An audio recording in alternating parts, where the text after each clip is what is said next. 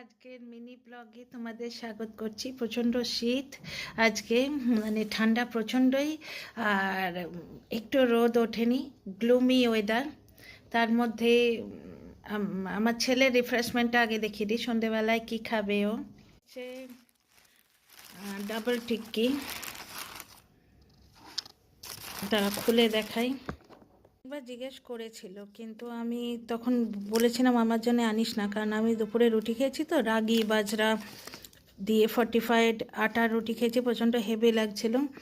দেখো খুব ভালো বানায় টিক্কিটা, ঝাল টাল দিয়ে। ও তো ঝাল পছন্দ করে, তাই ট্রিমেন্ডাস ঝাল দিয়ে নিয়ে এসছে। এই যে লঙ্কা টঙ্কা দিয়ে আমাদের এক খেপ চা হয়ে গেছে, আর এক খেপ চা খাবো না, চা না খেয়ে থাকতে পারছি না। আর একটা খুব সুন্দর হেলথ ড্রিঙ্ক খাচ্ছি, তোমাদের সঙ্গে শেয়ার করব।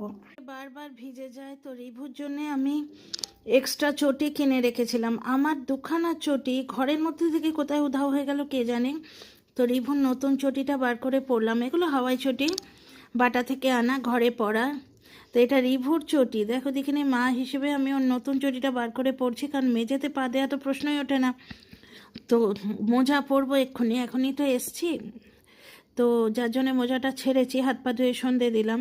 ছেলে নতুন চটিটা বাইরে বার করে পড়ছে, আমার খারাপ লাগছে। ওর দুটো চটি কেনা আছে, ও দুটো চটি ইউজ করছে, একটা চটি আমি এক্সট্রা রাখি। তো যাই হোক ডিয়ার ফ্রেন্ডস, এই দেখো জল বসিয়েছি, গরম জল। সারাদিনই জল খাওয়া হচ্ছে, গরম না করে এখানে খেতে পাচ্ছি না জল। দুপুরে এই যে রুটি খেয়েছিলাম, এখানে এখনো তা আছে, তুলবো। তো এই যে জলটা ফুটছে, তো এইটাতে দেখো 1 স্মল টিস্পুন, বলবো না, এরকম একটা ছোটো চামচের 1 চামচ জোয়ান। এটা বেশ ভালো করে ফুটিয়ে নিয়ে খেলে না, এই যে অ্যাসিডিটির যে প্রবলেম, আর একটু দিলাম, কারণ 1 টিস্পুন হয়নি ওটা। এইটা খুব ভালো করে ফুটবে, একটা লালচে কালার এসে যাবে, কোনো মাপ টাপ নেই, একটা লালচে কালার এসে যাবে, বুঝতে পারবে। খুব ভালো করে যখন ফুটবে, আমি তো সব শুদ্ধ খাই, আমার ভালো লাগে জোয়ান খেতে, কিন্তু ছেলেকে দিলে আমি কি করি, ছেঁকে দিই, বুঝতে পারবে না, খুব সুন্দর একটা গন্ধ আসবে।